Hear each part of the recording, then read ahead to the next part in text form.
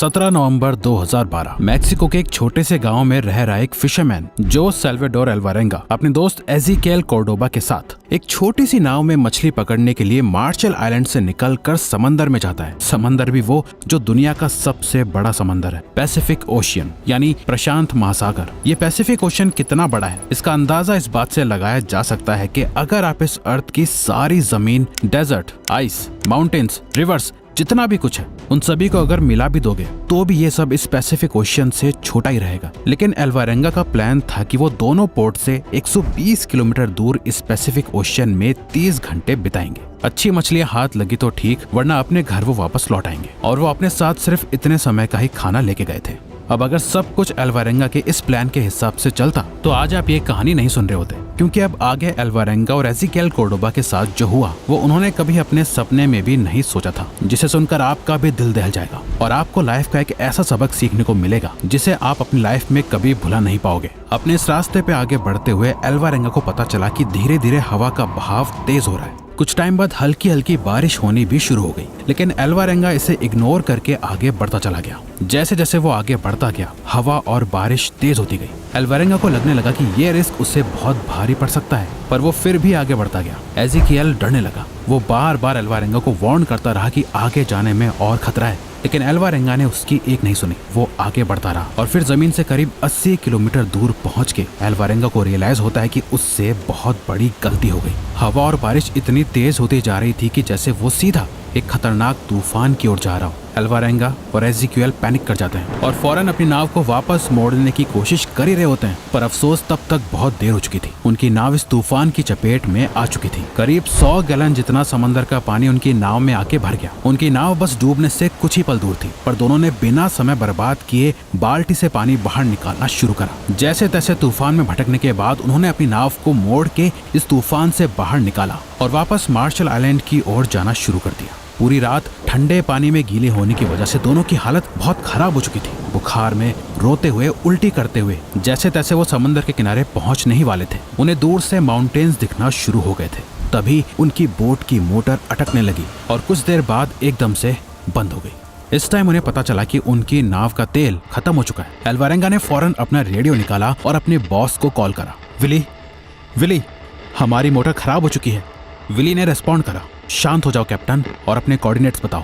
हमारे पास जीपीएस नहीं है, अल्वारेंगा ने कहा। तभी विली ने ऑर्डर दिया, कोई बात नहीं, अपना एंकर डाल दो और जहां हो वहीं रुक जाओ। इस मोमेंट अल्वारेंगा को याद आया कि वो निकलते समय एंकर लाना भूल गया था। हमारे पास एंकर नहीं है, प्लीज जल्दी आके हमें बचाओ, विली ने कहा। ओके, हम आ रहे हैं। नाव का इंजन बंद हो चुका था और वो अब लहरों के साथ बहते हुए जा रहे थे। कहाँ पता नहीं। उनके हाथ में अब कुछ नहीं था। बचने की अगर कोई उम्मीद उनके पास थी तो वो था उनका रेडियो।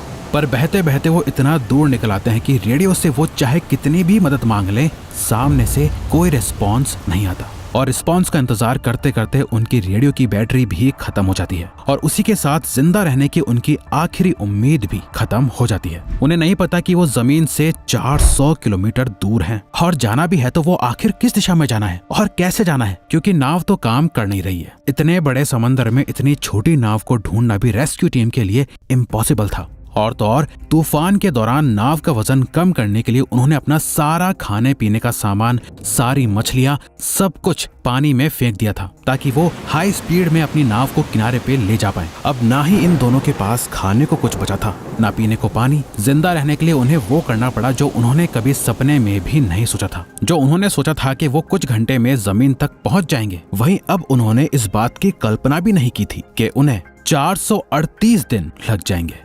इसी के साथ दिन बीतते रहे। अब वो दोनों घंटों घंटों अपने हाथों को समंदर के पानी में डुबा के रखने लगे और जैसे ही कोई मछली उनके हाथों के आसपास से गुजरती थी वो अपने नाखूनों के जोर से उसे पकड़ लेते थे। फिर उसे कुछ देर धूप में सुखा के कच्चा खा जाते थे। इससे उनकी भूख मिट जाती थी और अपनी प्यास बुझाने के लिए वो मछलियों का खून पीते थे या कभी बारिश हो जाए तो उसका पानी पी लेते थे। पर हालात हमेशा इतने अच्छे नहीं रहते थे। कभी कभी पूरा दिन कोशिश करने के बाद भी कोई मछली उनके हाथ नहीं लगती थी और भूख मिटाने के लिए उन्होंने अपने नाखूनों को चबा के खाना शुरू कर दिया था और अपनी प्यास बुझाने के लिए उन्हें मजबूरन अपना ही पेशाब पीना पड़ा। वो किस कदर मेंटल और फिजिकल टॉर्चर से गुजर रहे थे ये हम इमेजिन भी नहीं कर सकते। जैसे तैसे 4 महीने गुजरने के बाद अल्वारेंगा को मछलियां खाने की आदत सी पड़ गई थी। वो बारिश का पानी जमा करके बूंद बूंद पीते थे, इतना कि बस वो जिंदा रह पाए। पर कोर्डोबा की हिम्मत अब टूट रही थी। उसकी बॉडी अब और कच्चा मीट बर्दाश्त नहीं कर सकती थी। उसने खाना बंद कर दिया। वो कुछ भी खाता तो उसे उल्टा उगल देता।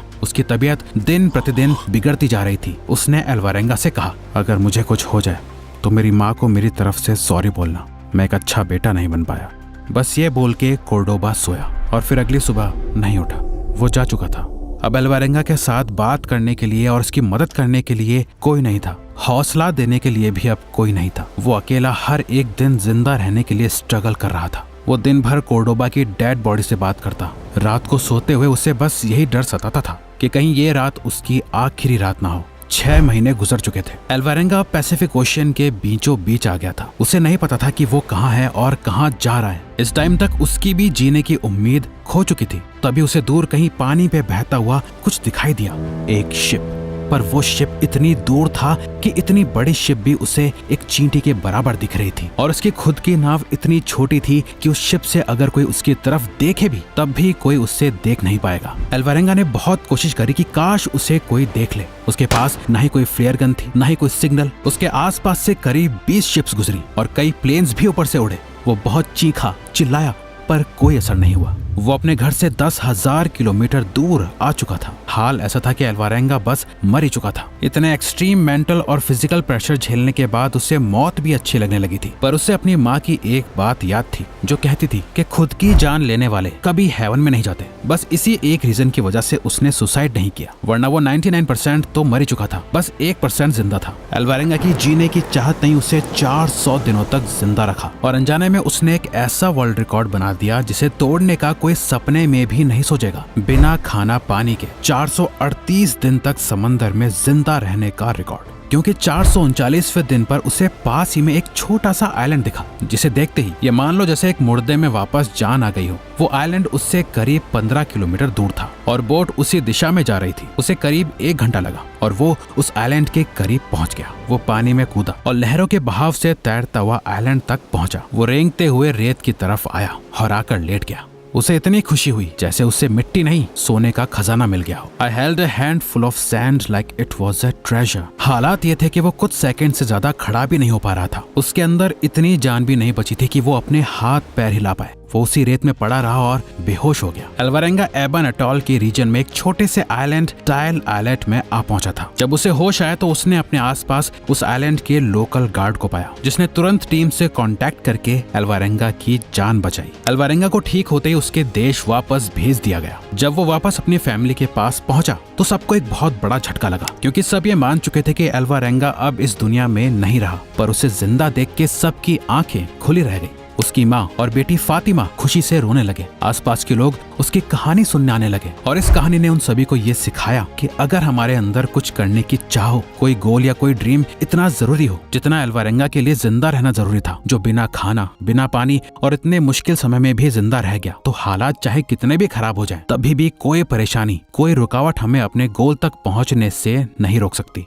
अल्वारेंगा के साथ जितना बुरे से बुरा हो सकता था सब हुआ, पर एक ऐसी चीज थी जो उसके साथ अच्छी हुई कि वो मरा नहीं। उसने हर दिन खुद को जिंदा रखा। अगर आप जिंदा हो तो इससे बड़ी आपके पास कोई ब्लेसिंग नहीं है। आपकी जो भी प्रॉब्लम है, जो भी सिचुएशन है, बस ये याद रखो कि अगर आप जिंदा हो और आपके हाथ पैर चल रहे हैं तो आप उससे लड़ सकते हो और जीत सकते हो। जो हो गया सो बीत गया। अब एक नई शुरुआत आपके हाथों में है। और अगर आप जानना चाहते हैं कि लाइफ एक्शन लेके कैसे जीते हैं तो आप हमारी ये वीडियो अभी जरूर देखें।